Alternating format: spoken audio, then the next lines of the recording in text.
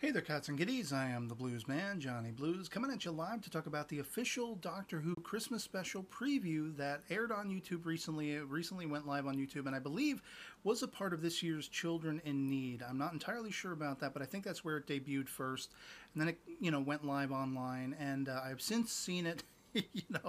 And I just loved every drip and minute of it. It's only like 2 minutes long, something like that, and it's a thorough clip straight out of the Christmas special that is oncoming, the swan song of the 12th Doctor, of Peter Capaldi, his final adventure, and marrying him with the First Doctor, as portrayed by David Bradley, and we also have a World War I soldier as being portrayed by Mark Gatiss, and we see all three of them in this clip, and it's just awesome sauce. I absolutely loved it. You have David Bradley as the First Doctor entering the 12th Doctor's TARDIS, and he thinks it's his own TARDIS. He's got the pomp and the self-importance, and he's like, oh, I'm going to show you a thing or two, and then he's like horrified, and he's like, have I been burgled? And I was dying with that line. And of course, Mark Gatiss's first World War soldier, he's just gobsmacked. He thinks he has succumbed to madness, and he goes up the steps. He's got a VHS tape. He's like, anyone want to explain what the hell's going on here? And of course, the 12th Doctor inadvertently lets the bomb drop, no pun intended.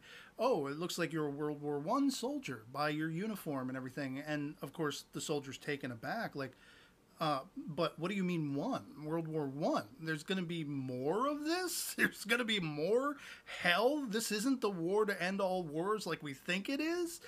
And that just blew my mind in that moment. Of course, the 12th Doctor can only rebut by saying, spoilers, like this guy's going to know what the hell that means. And then, of course, the bickering ensues between them. I love the referencing back to the classic series, the mind link where the Doctor's like, snap, and he's showing his regeneration glowing hand, and of course the First Doctor looks down at his to compare notes, and immediately he knows this is a later incarnation of himself, and I love that reluctance on the part of the First Doctor, where he's like, I might have thought, and he needs some prompting. The 12th Doctor's like, what did you think?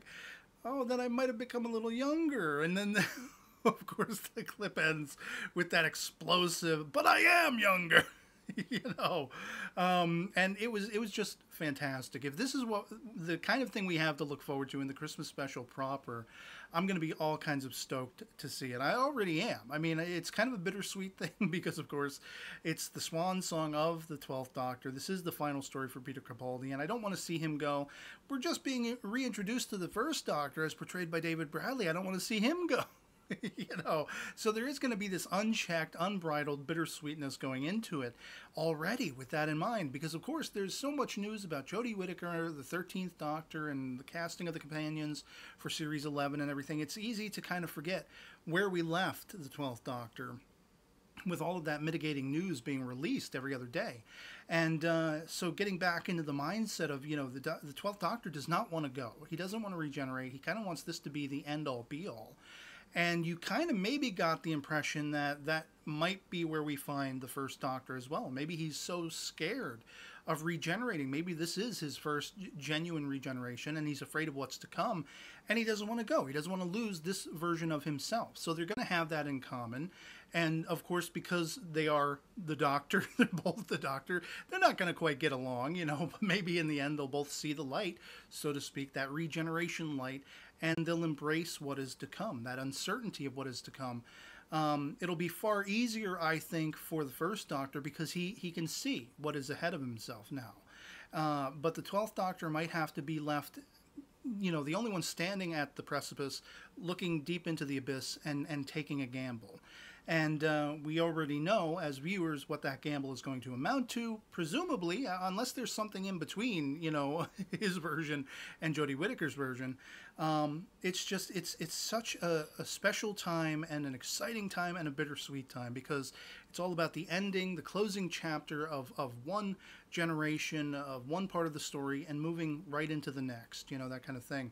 And especially as a fan of William Hartnell's First Doctor, after I was reintroduced to Doctor Who back in 2005 when on the Sci-Fi Channel in the US, they were airing the first series with Chris Eccleston's Ninth Doctor and Billie Piper's Rose Tyler, I had realized soon into the series that I had fleeting memories of being a kid and watching Adventures with Tom Baker with my mom, back when I was really young.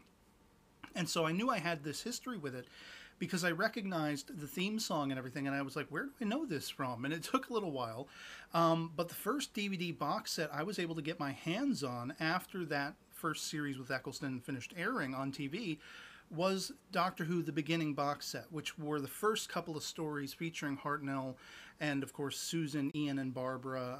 The very first story, An Unearthly Child, the Dalek serial, the very first Dalek serial.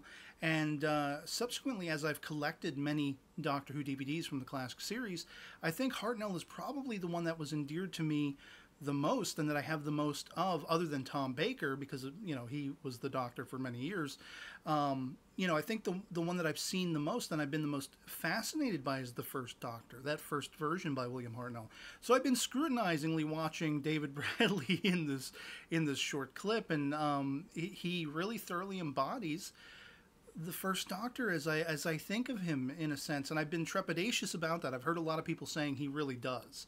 And I was kind of like, yeah, but, how much can you really take that for brass tacks truth? And we already saw David Bradley brilliantly performing as William Hartnell, playing the first Doctor in An Adventure in Space and Time. The history, the film that sort of tells the story of how this show got off the ground. And so I knew he was good. I just didn't know if he would be able to thoroughly embody the first Doctor as I think back to him from what I've watched. And he thoroughly nailed it. He nailed it out of the park. And it makes me that much more excited to see this Christmas special when finally it does air. So I'd love to hear from you guys in the comments below. If you've seen this particular short clip, I'll link it in the description below if you haven't already seen it. But what your impressions were on it. Does this excite you for the Christmas special? Do you feel that bittersweetness as I tend to, because I don't want to see, Capaldi's time come to an end. I don't want to be just reintroduced to the first Doctor and see him going bye-bye. Even though I am excited for what's to come with Jodie Whittaker, the 13th Doctor, and everything like that. Whatever your thoughts happen to be, let me know that in the comments below. And otherwise, until we get to Christmas, I guess we're going to just have to wait it out, that kind of thing. But that'll be pretty much it for me on this for now, and I'll catch you all later. Peace.